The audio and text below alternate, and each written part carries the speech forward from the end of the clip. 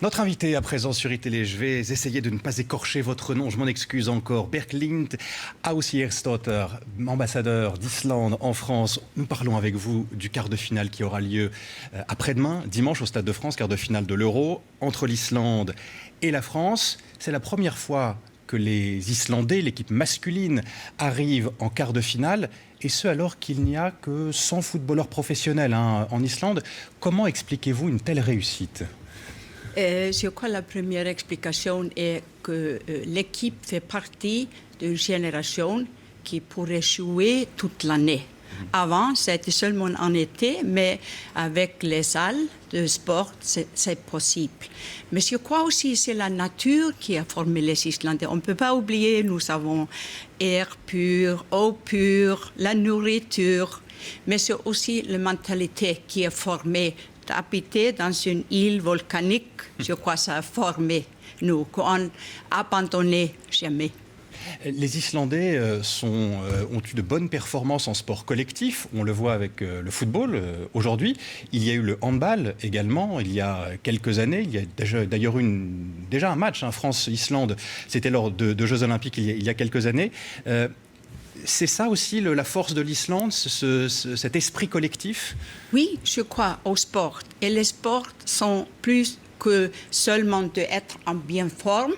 C'est aussi pour les familles d'être ensemble et on se réunit. On ne peut pas oublier, c'est un peuple pas très nombreux, 333 000. Et je crois presque chaque enfant va essayer de jouer. Et ce n'est pas un sport masculin en Islande. C'est aussi pour les femmes. On ne peut jamais oublier, aux parités femmes-hommes, nous sommes numéro 1 dans le monde. Je suis très fière. C'est vrai, il faut le souligner, vous avez raison. Il y a beaucoup d'engouement, vous venez de le dire, autour de l'équipe d'Islande. En Islande, un chiffre pour le montrer et pour bien le comprendre, 99,8%. C'est la part d'audience de la chaîne qui a diffusé le dernier match de l'Islande. C'était lundi dernier face à l'Angleterre, victoire des Islandais. Comment expliquez-vous cet engouement autour de l'équipe d'Islande? On est réunis, on est vraiment réunis. On a trouvé une identité. On ne peut pas oublier que nous avons eu les temps très difficiles, ça fait 8 années. L'économie va mieux, nous avons un chômage de 3-4%. Mais je crois, en esprit, on a cherché le moment. Et le moment est maintenant. Il y a un dispositif pour accueillir les supporters islandais. Il y en aura évidemment beaucoup encore en Islande, mais d'autres vont venir en France. Est-ce que vous avez prévu, encore une fois, un dispositif particulier pour les accueillir? Vous savez, pour l'ambassade, nous travaillons depuis des mois à préparer avec les passeports. Nous avons aussi eu une élection présidentielle entre 2 matchs. Il y a beaucoup de monde qui ont voté. Pour accueillir toutes ces personnes, ça va être au début une question, est-ce qu'on peut trouver une place dans un avion? Après, est-ce qu'on peut trouver un hôtel, une chambre à Paris?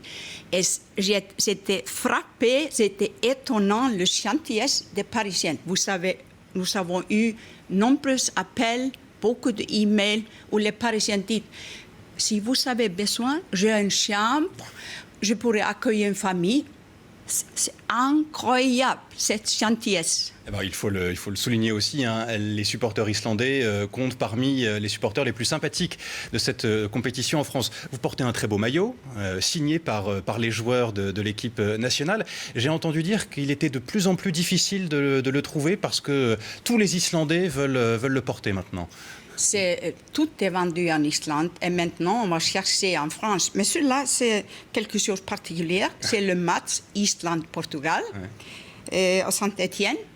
Et c'est signé par toute l'équipe. Je suis très fière. Vous pouvez l'être. Maillot collector. Dernière question, vous êtes diplomate. C'est pas toujours facile pour un diplomate de prendre parti, mais est-ce que vous avez un pronostic pour ce France-Islande après-demain? Je sais que l'équipe française est très, très forte. J'ai vu les matchs. Mais vous savez, les Islandaises, je peux seulement utiliser un mot, sont incroyables. Et au football, c'est pourquoi c'est très attractif. Tout peut arriver. Tout peut arriver. Et je suis optimiste.